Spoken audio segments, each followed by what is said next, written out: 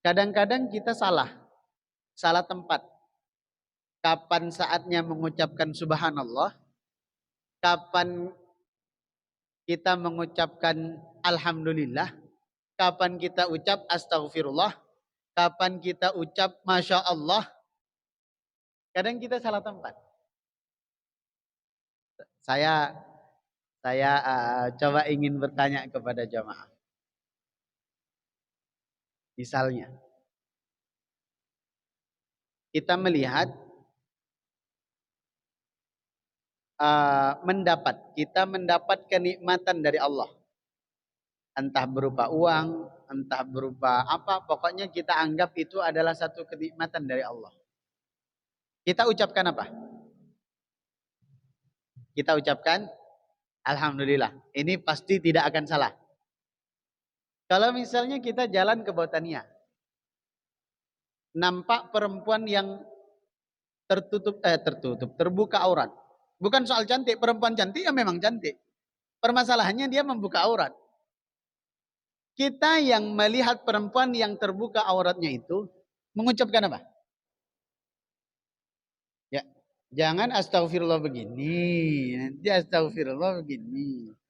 Sampai patah pula lehernya, astagfirullah.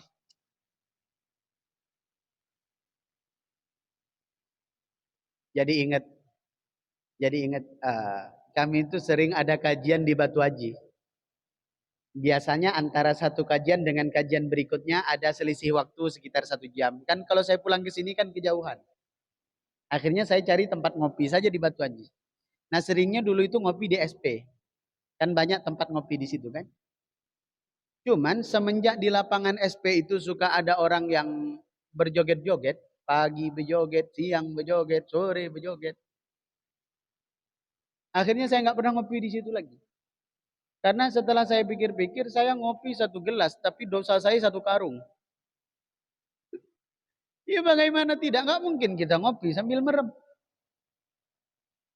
Mau ditengok dosa.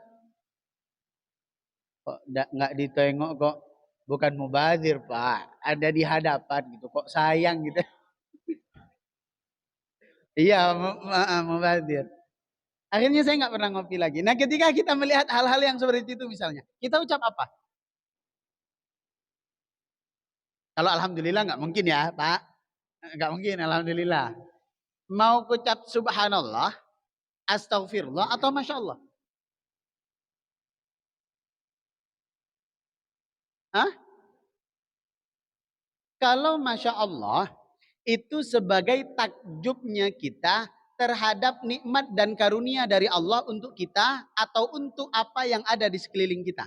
Misal, kita jalan-jalan ke pantai hari Minggu kemudian kita berpikir, ya Allah, Allah tuh hebat ya. Kok bisa menciptakan air laut yang asin tapi ikan yang ada di dalam laut tidak asin? Bahkan kalau kita mau makan ikan asin, ikan yang di laut tadi dikeringkan dan diasinkan dulu menggunakan garam, yang garamnya itu diambil dari air laut. Kok bisa? Kita mengucapkan Masya Allah. Karena takjub. Turun air hujan. Dari mana asal air hujan itu? Dari air laut. Air hujannya tawar, air lautnya asin. Hanya karena menguap, disimpan uapannya itu di awan. Karena awan tidak sanggup menampung, akhirnya tumpah ke daratan. Kok bisa air yang menguap itu adalah air asin, begitu turun berupa air hujan, kok tawar? Kita takjub. Masya Allah. Kita ucap Masya Allah. Karena sebagai bentuk takjub kita terhadap kuasa-kuasa Allah. Atau misalnya kita jalan ke pantai, kemudian kok bisa ya? Padahal alam semesta ini, padahal dunia ini, bumi ini dipenuhi oleh 70% air. Daratannya itu hanya 30%. 70% lautan. Kita ini hanya 30%. Negara-negara di dunia ini, daratannya di total semuanya, itu cuma 30%. Lautannya 70%. Kok bisa nggak tumpah? Nggak tenggelam. Kita ucap Masya Allah. Sekarang sisa Subhanallah sama Astagfirullah. Saya tanya sekali lagi. Kalau nampak perempuan terbuka aurat tadi, kita ucap Masya Allah, Subhanallah atau Astagfirullah. Sebenarnya subhanallah dan astagfirullah itu untuk merespon sesuatu yang tidak elok, yang tidak baik. Tapi maksudnya berbeda. Kalau ketidakbaikan itu bersumber dari lingkungan sekitar kita, maka kita ucap subhanallah. Keburukan itu di sekitar kita, subhanallah.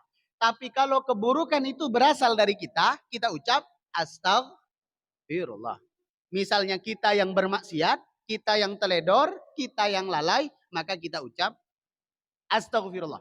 Tapi kalau kita lihat orang lain yang terbuka auratnya, orang lain yang bermaksiat, orang lain yang melakukan dosa, kita ucap subhanallah. Tapi jangan kemudian nanti terbuka aurat subhanallah. Dilihat lagi subhanallah. Kok makin banyak dilihat?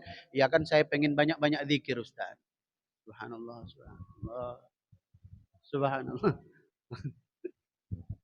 Nah, dalam ayat ini ketika Rasulullah menyaksikan orang-orang Mekah pada waktu itu berbondong-bondong memeluk agama Islam, kenapa kata-kata yang pertama adalah subhanallah? Karena untuk merespon kesyirikan, kekafiran yang dilakukan oleh orang Mekah. Seakan-akan Rasulullah berbicara begini, kok bisa orang Makkah selama ini tidak sadar bahwa dia menyembah sesuatu yang lebih lemah dibanding dia sendiri. Maka Rasulullah mengucapkan subhanallah. Kemudian yang kedua Rasulullah mengucapkan alhamdulillah. Kenapa mengucapkan alhamdulillah?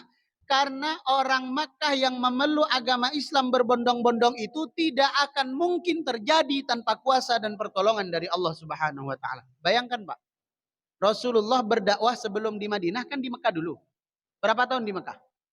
10 tahun. Rasulullah berdakwah 10 tahun di Mekah, pengikutnya berapa? Dalam riwayat disebut 100 orang. Berdakwah 10 tahun, pengikutnya 100 orang. Itu Rasulullah loh. Akhlaknya luar biasa, tampan luar biasa, wangi luar biasa, ilmu luar biasa. 10 tahun berdakwah, pengikutnya 100 orang.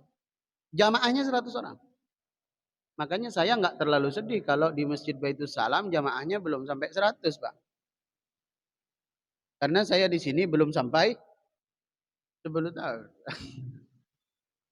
Rasulullah saja dakwah di Mekah 10 tahun, jamaahnya 100 orang. 100 orang. Itu hanya sekian persen dari penduduk Mekah.